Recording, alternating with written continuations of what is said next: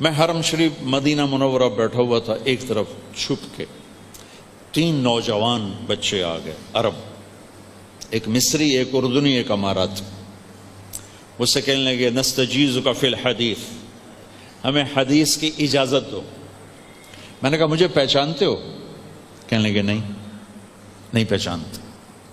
میں نے کہا پھر تم کیسے کہہ رہے ہو حدیث کی اجازت دو؟ کہنے لگے بس من سیماک، ہم تمہیں جانتے تو نہیں ہیں لیکن تیرے چہرے کو دیکھ کر ہمیں لگتا ہے تمہارا حدیث سے کوئی نہ کوئی تعلق ہے، تو ہمیں اجازت۔ عربوں میں سند کے عالی کرنے کا بہت رواج ہے، ہمارے بر صغیر میں کوئی نہیں ہے، ان بچوں کو پتہ ہی کوئی نہیں ہے کہ عالی کسے کہتے ہیں، سافل کسے کہتے ہیں، اور میں عالی کر لوں کوئی ذوق ہی کوئی نہیں۔ اور اس کے لیے پہلی صدی میں ہزاروں میل کے سفر ہوتے تھے کہ ایک راوی کم پڑ جائے، ایک۔ میں نے جب دورہ کیا تو مجھے اللہ نے توفیق دی، شروع سے مطالعے کا بہت ذوق تھا، اب تو خیر ہر شے ختم ہو گئی، نہ وہ عشق میں رہیں گرمیاں، نہ وہ حسن میں رہیں شوخیاں، نہ وہ غزنوی میں تڑپ رہی، نہ وہ خم ہے زلف ایاز میں، ایک فغان بے شرر سینے میں باقی رہ گئی، سوز بھی رخصت ہوا، جاتی رہی تاثیر بھی۔ یہ جو پرانا بینک میں 2-4 پیسے جمع ہیں وہی سے نکال کے آپ کو سناتا رہتا ہوں، مطالعے جوگا رہ نہیں گیا، سر درد نے مجھے تھکا کے گرا دیا ہے، اور اسفار اور لوگوں کی بے وقت ملاقاتیں، ان چیزوں نے میری زندگی کو تھکا دیا ہے۔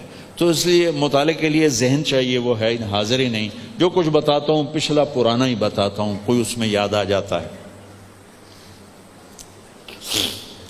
جب میں نے دورہ کیا تو میرا مطالعہ رہتا تھا خارجی، مجھے پتا تھا سند عالی ہوتی ہے، سافل ہوتی ہے۔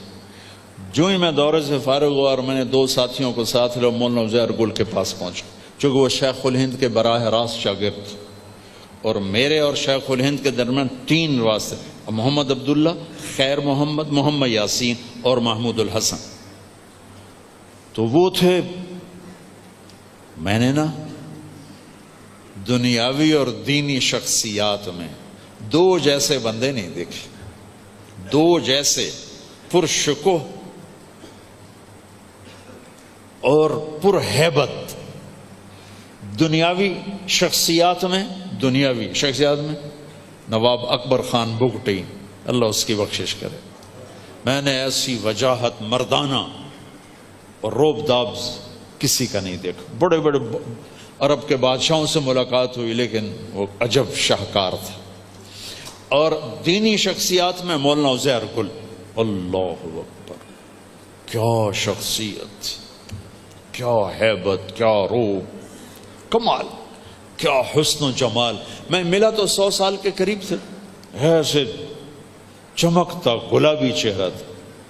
ان کے بیٹے نے کہا وہ کسی کو اجازت نہیں دیتے، مفتی تقی صاحب کو نہیں دی، اور مولانا عبدالحق صاحب اکوڑا کھٹک والے ان کو نہیں دی، مولانا حامد میاں کے بیٹے ان کو نہیں دی، تمہیں تو جانتے مجھے، تمہیں کہاں سے دیں گے؟ انہوں نے کہا چلو زیارت کرا دو، زیارت کرو۔ تو ہم چلے گئے، صفا کوٹ سے 3 میل آگے۔ وہ جب اندر آئے تو مجھے لگا جیسے پتہ نہیں کیا شخصیت اندر آ گئی، اتنا لمبا، 6 فٹ سے لمبا قد، اتنا ہی ڈانڈا، آگے بیٹھ گئے۔ کون ہو؟ میں کہا جی طالب علم ہے۔ میرے پاس کیا لینے آئے ہو؟ پسند نہیں کرتے تھے ملنا ملا۔ کہا جی ہم نے رائمنڈ میں پڑھا ہے، جامعہ رشیدیہ سے دورہ کیا ہے ساہیوال، آپ سے حدیث کی اجازت لینے ہیں۔ وہ ایک دم اچھل پڑے، غصے میں جلال میں آ گئے، کیوں آئے ہو میرے پاس؟ میرے پاس کون سا علم ہے؟ جس کے پاس ہوتا ہے وہ کہتا نہیں ہے، جس کے پاس نہیں ہوتا کہتا ہم علماء ہیں، ہم علماء ہیں۔ یہ نکے نکے بچے کہیں گے ہم علماء ہیں۔ تو وہ تو غصے میں جلال میں آ گیا، بیچ میں ایک جملہ بول گیا، زبانی اجازت کا کوئی اعتبار نہیں ہوتا، اللہ نے ہمارے لیے بلوایا۔ اچھا، سناٹا چھا گیا، ان کے بیٹے بھی کھڑے تھے، انہوں نے ہمیں یوں کیا، بولنا، میرے دونوں ساتھیوں نے یوں کیا، پھر بولو۔ میں نے کہا چلو چھو کے 1-2 ڈنڈے ہی کھا لیں گے، کیا ہے؟ میں نے کہا حضرت زبانی کی بات نہیں ہے، ہمارے پاس کتاب ہے، اجازت ہو تو پڑھ کے سنا دیں۔ تو انہوں نے نا ڈنڈا یہاں رکھا ہوا تھا، یہاں انہوں نے ہلایا تو میں کہہ لے آیا تیرے سیرے چھوڑ، انہوں نے یہاں سے نہ یہاں رکھ لیا، یہ ایسے ہو گئے ایسے، وہ لمبا عرصہ یوں بیٹھے رہے جیسے کشمکش ہو رہی کہ کبھی کسی کو اجازت نہیں دی۔ میں نے کتنے بڑے بڑے نام بتایا آپ کو، ہم تو ان کے سامنے پدی بھی نہیں ہیں، اور ادھر اللہ کی طرف سے ہماری دعا قبول ہو چکی تھی تو وہ راستہ بنا رہی تھی۔ تو بڑی دیر کے بعد کہنے لگے اچھا پڑھو، میں چلو کم بن گیا۔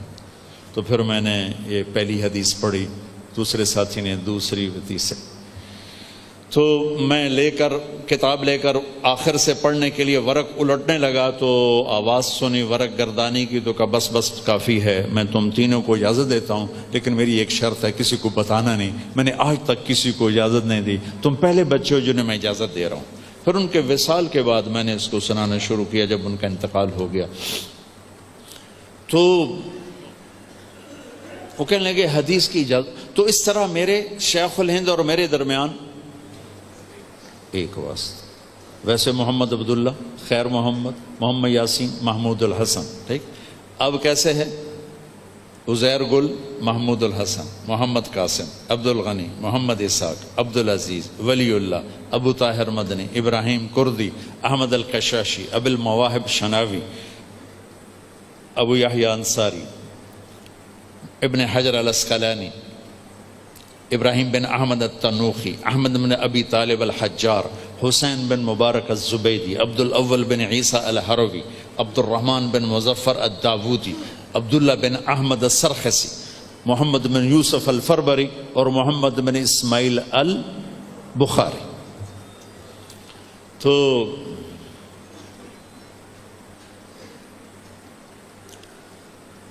ایک بیچ میں چھوٹ گیا، احمد القشاشی، ابو المواہب شناوی، محمد بن احمد بن محمد الرملی، ابو یحییٰ انصاری، ابن حجر الاسقلانی، اب پورا ہو گیا۔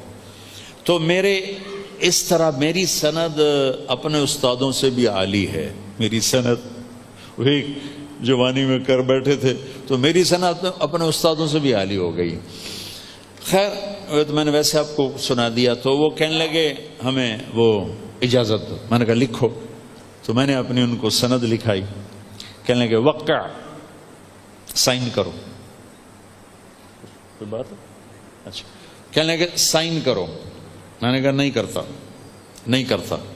کہنے لگے کیوں؟ میں نے کہا ایک سوال کروں گا پھر کروں گا، کہنے لگے پوچھو۔ میں نے کہا ما حسن العلم والعالم، علم اور عالم کی خوبصورتی کیا ہے؟ تو یہاں مصری بیٹھا تھا، انہوں نے کہا التقوی، میں نے کہا نہیں۔ یہاں اردنی بیٹھا تھا، اس نے کہا زہد، میں نے کہا نہیں۔ یہاں اماراتی بیٹھا تھا، انہوں نے کہا اخلاص، میں نے کہا نہیں۔ کہنے لگے کیوں؟ میں نے کہا حسن کا تقاضا ہے کہ چیز نظر آئے، تقوی بھی اندر، زہد بھی اندر، اخلاص بھی اندر، نظر آنے والی تو شے کوئی نہیں۔ ہم لوگ جو کڑھائی کرتے ہیں یہاں کرتے ہیں نا کہ نظر آئے، بنیان پہ کوئی کرتا ہے کہ چولا چاہتے ہوئے کھایا ویکھو میں کڑھائی کی تھی، کوئی کرتا؟ عورتوں لباس پہنتی ہیں کڑھائی والا، تو وہاں کڑھائی ہوتی ہے جہاں نظر آئے، کوئی بنیانت کرا کے چولے چاہتے ہوئے کھائیں دبا دوست۔ میں نے کہا لفظ حسن کا تقاضا ہے کہ نظر آئے، اور زہد نظر نہیں آتا، ایک کیفیت ہے، تقوی ایک کیفیت ہے، اخلاص سب سے چھپی ہوئی کیفیت ہے۔ تو کہنے لگے اچھا پھر کیا ہے تم بتاؤ؟ میں نے کہا علم ہو یا عالم ہو، اسلام ہو یا مسلم ہو، ایمان ہو یا مومن ہو، مبلغ ہو یا تبلیغ ہو، دعوت ہو یا داعی ہو، سب کی خوبصورتی اچھے اخلاق ہیں، سب کی خوبصورتی اچھے اخلاق ہیں، اچھے اخلاق ہیں، اچھے اخلاق۔ تو میرے بھائیوں، میرے دوستوں، میرے عزیزوں، اچھے اخلاق بہت محنت سے آتے، بہت رگڑائی سے آتے، لیکن جس کو مل جاتے ہیں پھر وہ جیسے سورج کی چمک کو کوئی نہیں روک سکتا، اس کے چمکنے کو کوئی روک نہیں سکتا، جیسے چاند کے حسن کو کوئی روک نہیں سکتا ایسے ہی اس کے حسن کوئی روک نہیں سکتا، جیسے بارش کو سیرابی سے کوئی روک نہیں سکتا ایسے ہی اس کے فیض کو دنیا میں کوئی روک نہیں سکتا۔ دوستوں، بہنوں، بچوں، بیٹیوں، انسان آئیڈیل لائف چاہتا ہے، آئیڈیل سہولتیں چاہتا ہے۔ اللہ نے اس کائنات کو ڈیزائن ہی نہیں کیا کہ تم اسے آئیڈیل ہوم بنا سکو، اسے آئیڈیل اس میں لائف گزار سکو۔ یہ امتحان کی جگہ ہے، لہٰذا یہاں اتار چڑھاؤ، یہاں امتحان، یہاں تنگی، یہاں فراخی، کبھی عزت، کبھی ذلت، یہ سب کچھ اکٹھا چلتا ہے۔ جو وجہ کائنات ہیں جناب رسول اللہ صلی اللہ علیہ وسلم، صرف آپ ان کی زندگی اللہ کے واسطے پڑھو۔ اس رمضان میں فارغ بیٹھے ہیں، اور میں سب سے ریکویسٹ کرتا ہوں کہ آپ اللہ کے نبی کی زندگی پڑھو کہ آپ نے کیسے زندگی گزاری، کہ سب سے زیادہ مشقت والی زندگی میرے نبی نے گزاری، سب سے زیادہ تکلیف دہ زندگی میرے نبی نے گزاری۔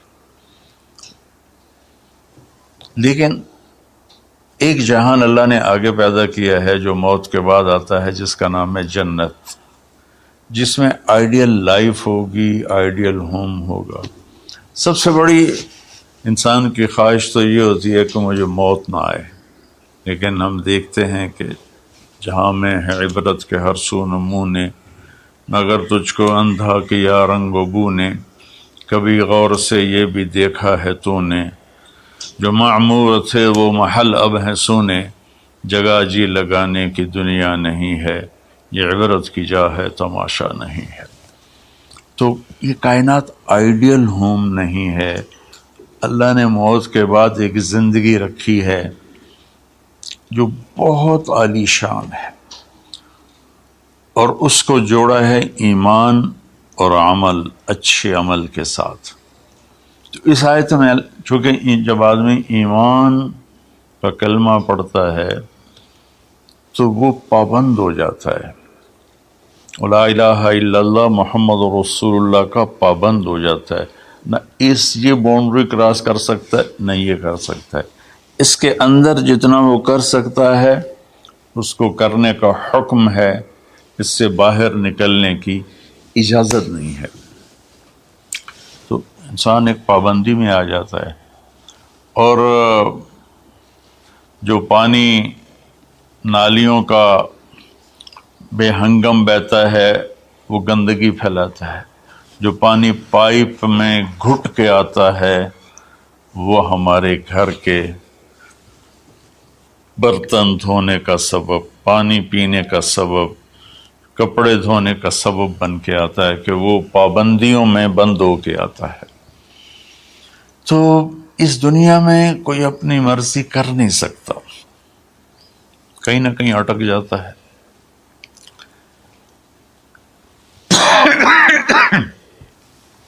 بنو امیہ میں ایک بادشاہ گزر آئے، یزید بن عبد الملک۔ تو ایک مشہور ہے کہ بادشاہوں کے بڑے رولے ہوتے ہیں، مصیبتیں ہوتی ہیں۔ تو ایک دن کہنے لگا، کون کہتا ہے کہ بادشاہ خوشی کا دن نہیں گزار سکتے؟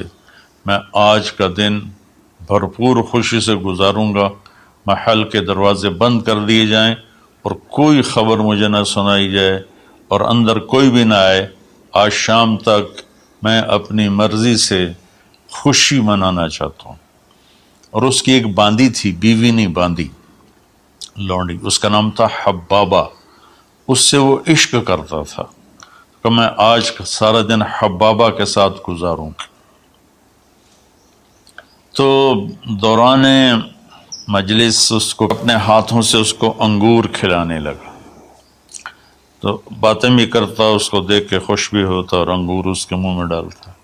اچانک اس نے اللہ کو للکار دیا نا، اللہ کو چیلنج کر دیا، تو ایک انگور کا دانہ حلق میں جانے کی بجائے سانس کی نالی میں چلا گیا۔ اللہ اکبر! ایسے تو ملی ہوئی ہیں اللہ، جب ہم کھاتے ہیں تو دونوں نالیاں ساتھ ساتھ ہیں، اس پر اللہ ایسے پردہ ڈال دیتا ہے جو سانس کی نالی ہے، اور یہ دوسری نالی کھلی رکھتا ہے تو چلا اس میں کہ غذا چلی جاتی ہے۔ اللہ پردہ ہٹا دے تو ہم اپنے نوالے سے مر جائیں۔ تو اس کے حلق میں وہ دانہ اٹک گیا اور چند سیکنڈ میں اس کا خاتمہ ہو گیا، اور وہ رو رو رو جو اس کی خوشی کا دن منانا چاہتا تھا اس کی زندگی کا بدترین دن بنا۔ 3 دن تک اس کی لاش کو سامنے رکھے وہ روتا تھا، اور نہ کھا رہا ہے، نہ پی رہا ہے، نہ سو رہا ہے، اور اس کی لاش گلنے لگی، بدبو آنے لگی۔ تو اس کے جو بھائی تھا ہشام بن عبد الملک، اس نے جو اس کے بعد خلیفہ بنا، زبردستی اس سے لاش کو چھینا اور جا کے دفن کیا۔ تو اللہ تعالیٰ کہتا ہے یہاں تم میری مان لو، ان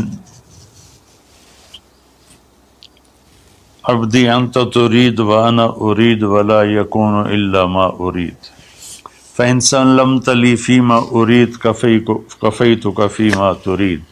میرے بندے تو دنیا میں میری مان لے، میں ہمیشہ کے لیے تیری ہر خواہش پوری کر دوں گا۔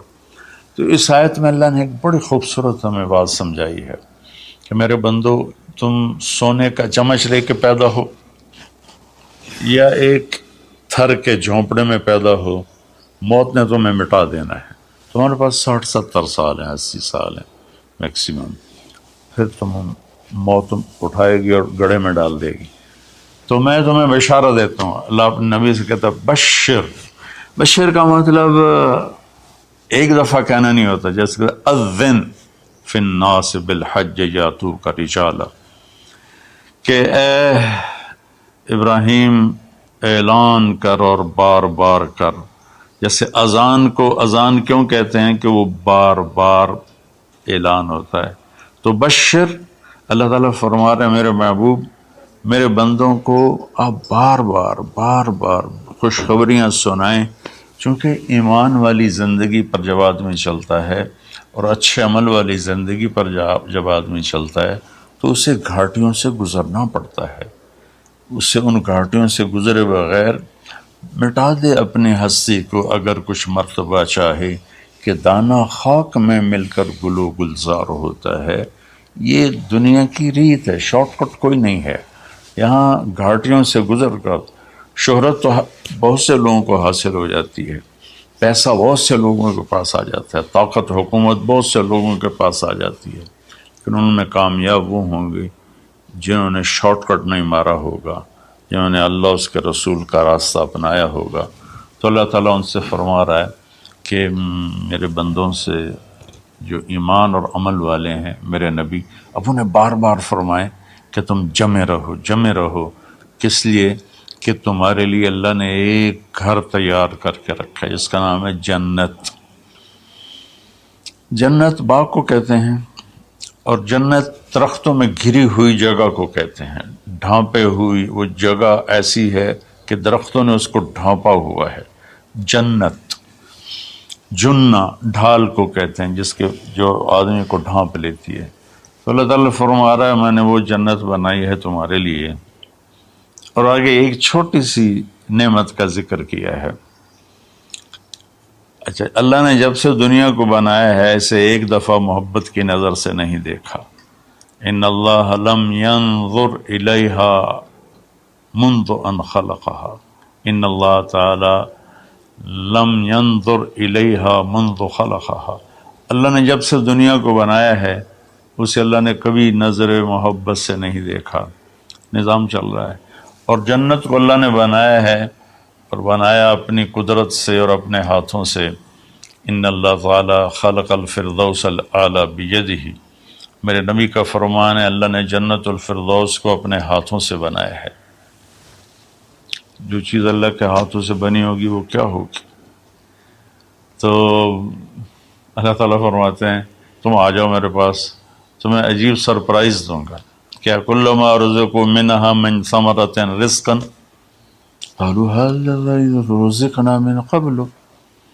دونوں میاں بیوی، خدام، دربار لگا ہوا ہے کہ نوک ہوتا ہے اس کے دروازے پر، تو ایک فرشتہ ایک تھال لے کے کھڑا ہوتا ہے جو کورڈ ہوتا ہے ریشمی رومال سے. تو وہ کہتا ہے کہ مجھے اللہ نے بھیجا ہے، تم جا کر اپنے سردار کو، اپنے مالک کو جا کر کہو کہ ایک فرشتہ اللہ نے بھیجا ہے اور وہ اندر آنے کی اجازت چاہتا ہے. اللہ کا بھیجا ہوا بھی پوچھ کے اندر آئے گا، اتنی عزت اللہ بڑھا دے گا. تو وہ کہے گا آ جائے.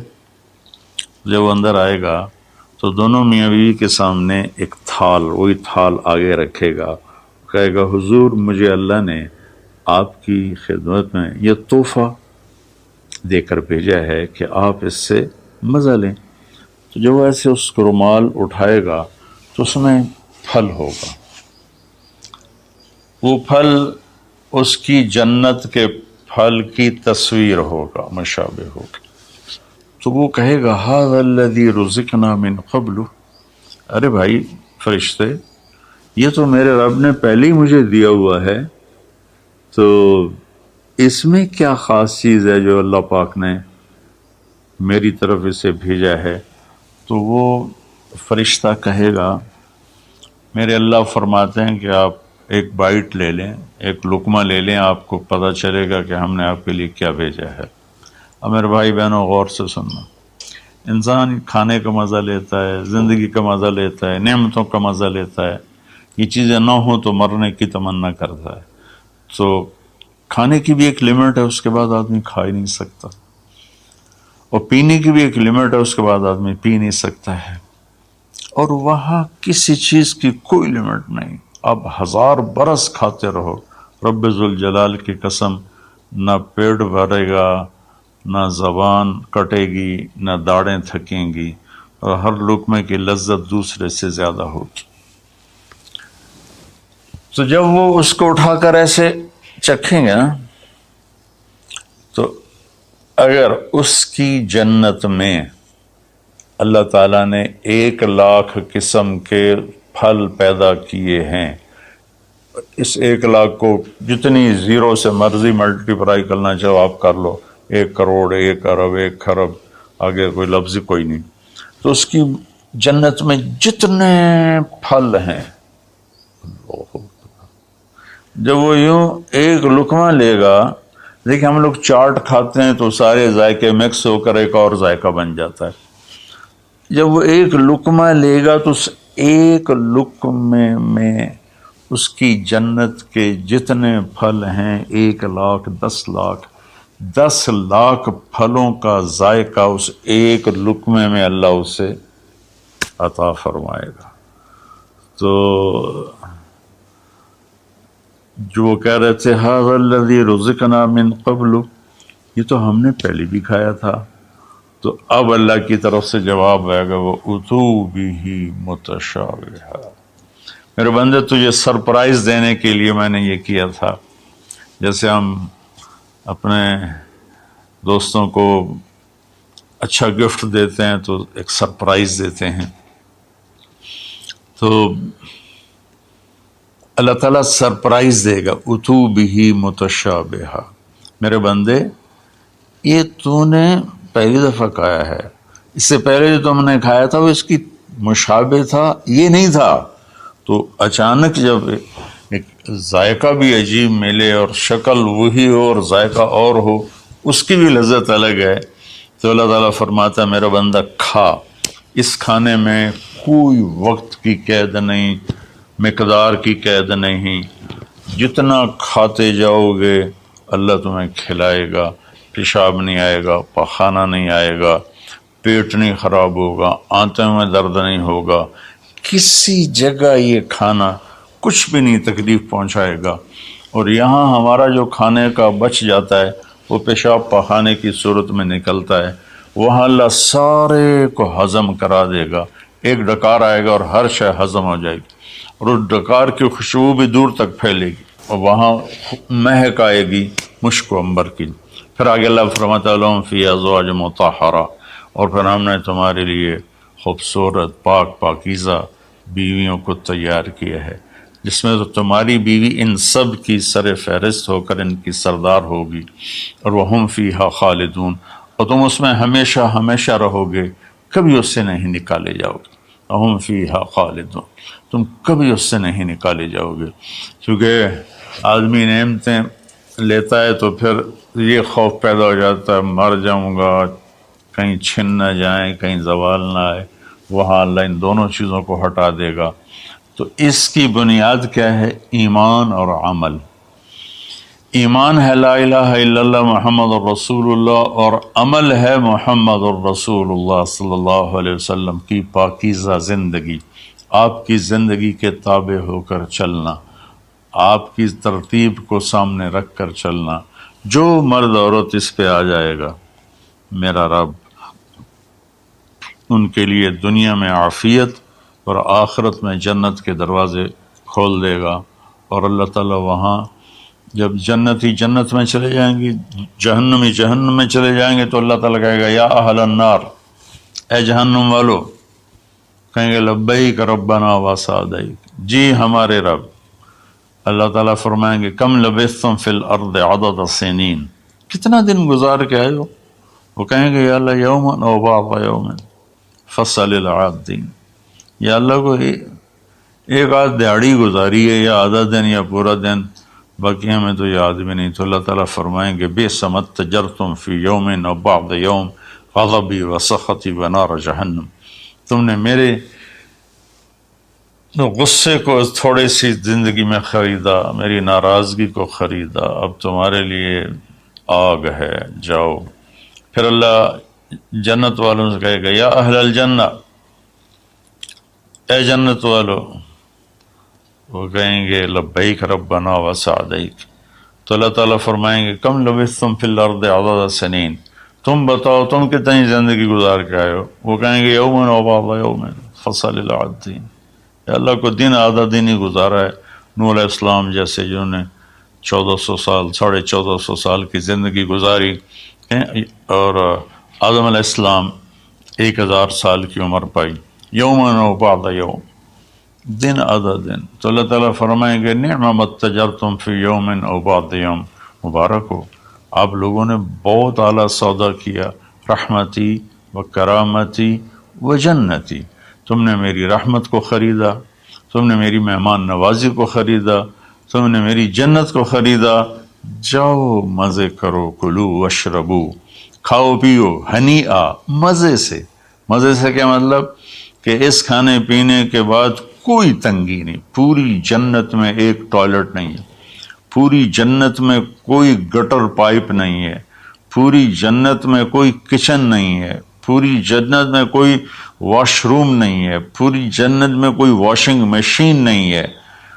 سبحان اللہ. ان ساری گندگیوں سے پاک کر کے بھائی بہنوں اللہ نے ایک گھر بنایا ہے. تو میرے بھائی بہنوں چند دن کی زندگی ہے، آپس کی لڑائیاں چھوڑیں، آپس کے حسد بغض کو چھوڑیں، آپس کی رنجشیں ناراضگیاں چھوڑیں. وہ چاہے فرقہ واریت کی بنیاد پر ہیں، چاہے وہ سیاست کی بنیاد پر ہیں، چاہے خاندانی بنیاد پر ہیں. چند دن بعد آدمی مٹی کا ڈھیر بن کے پڑا ہوتا ہے.